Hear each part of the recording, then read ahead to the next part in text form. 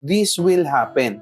Ang tinatawag na Apocalypse of Isaiah. Pag sinabi pong Apocalypse, ito po ay isang malawakang kasiraan.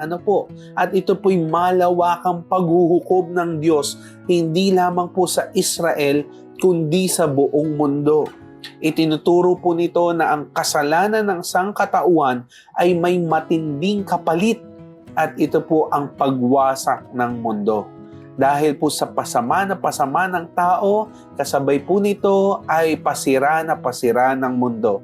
At hindi po natin pwede sisihin ng Diyos dahil napakaganda po ng creation niya sa sangnilikha, pero dahil ang tao po ang siyang nagkasala, pumasok po ang kasiraan sa sangkatauhan. At ito pong Apocalypse hindi lang tungkol sa pagkawasak, kundi isang paghahayag ng Diyos ng kanyang plano para po sa hinaharap. Ang napakagandang plano po ng Diyos para sa hinaharap. At kapag tinignan po natin yung Isaiah 24, ay nahahati po siya. In verse 1 to 6 ay ang pagkawasak ng mundo. Kaya yung mga lindol, yung mga sakuna, mga pagyanig, pagguho ng mga gusali, ay talagang parte po yan dahil yan ay nakatayo sa mundong ito.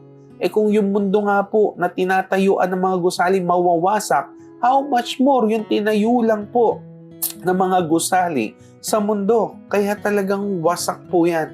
Wala po tayong pwedeng pagtaguan, wala tayong pwedeng takbuhan. Verse 7 to 13, second part, ay ang pagkawasak ng lahat ng antas ng lipunan.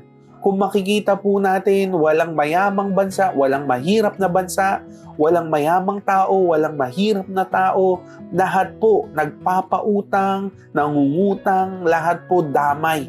Nakapag-aral o hindi, lahat po damay. May pamilya o wala, lahat po damay. Kahit ano pang estado ng tao sa lipunan ay talagang madadamay sa mundong pagkawasak na to.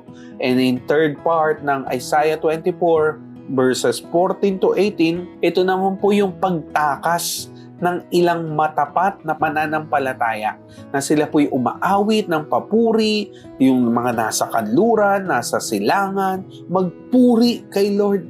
Binahagi po ni Prophet Isaiah na ang mga nananatiling tapat sa Panginoon ay magpuri. Tayo po ay sumamba, dakilain pa rin ang pangalan ng Diyos.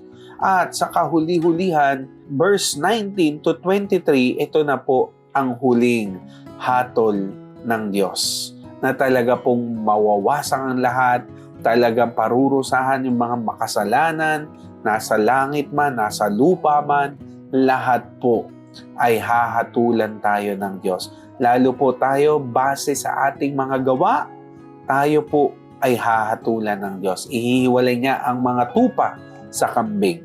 So ito pong Isaiah 24 na talagang paalala para sa ating lahat. Hindi ho para takutin tayo, kundi para tayo'y makaalam ng mga pangyayari sa susunod, nang sa gayon, ngayon palang magrepent na po tayo at lumapit, magsuko ng ating buhay sa ating Panginoon.